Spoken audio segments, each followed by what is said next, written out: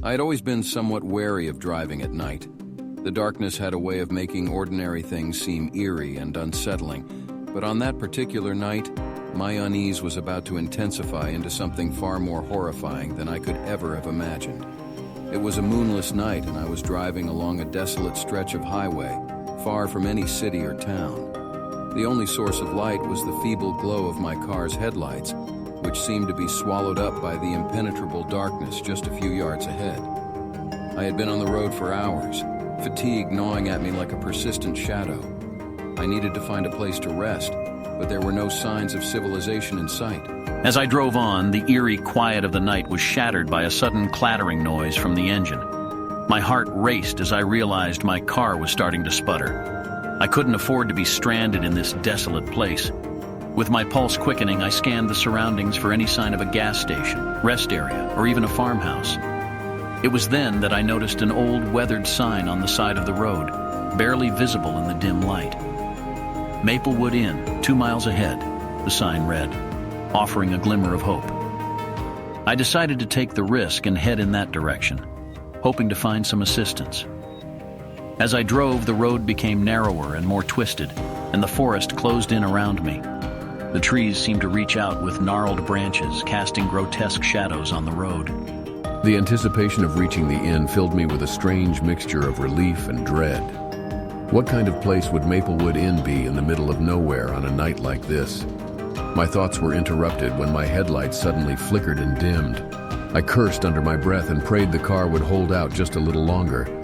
A sense of foreboding washed over me as I reached the inn.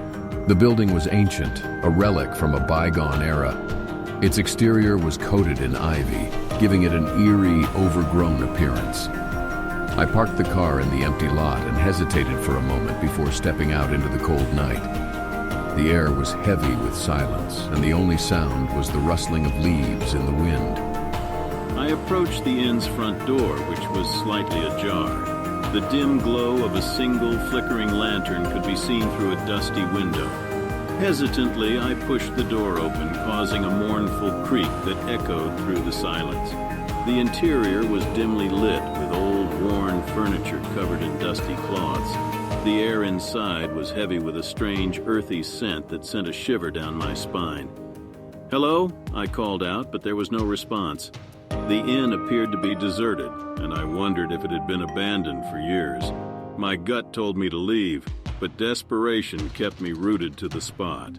I made my way to the front desk, where a tarnished silver bell sat. I rang it, and the sound reverberated through the empty inn. That's when I heard it, a low, raspy voice emanating from the darkness behind the counter. "Welcome, traveler. We've been expecting you." My heart pounded in my chest as a figure slowly emerged from the shadows. It was an old man, hunched and withered, dressed in tattered clothing that appeared ancient.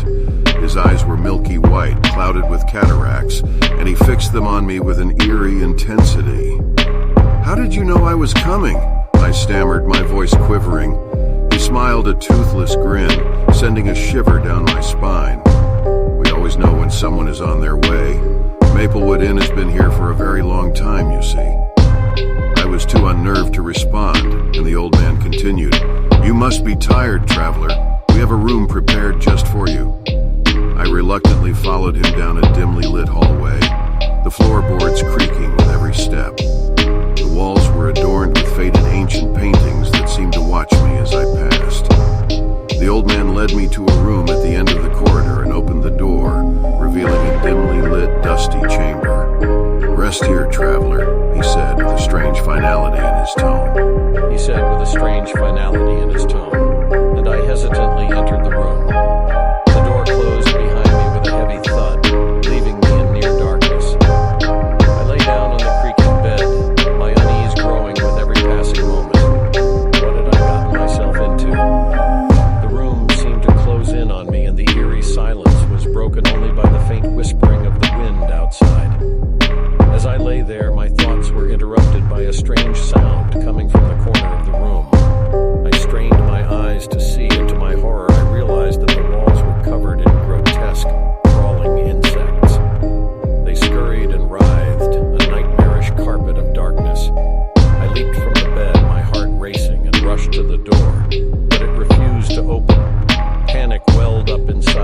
I pounded on the door, screaming for help.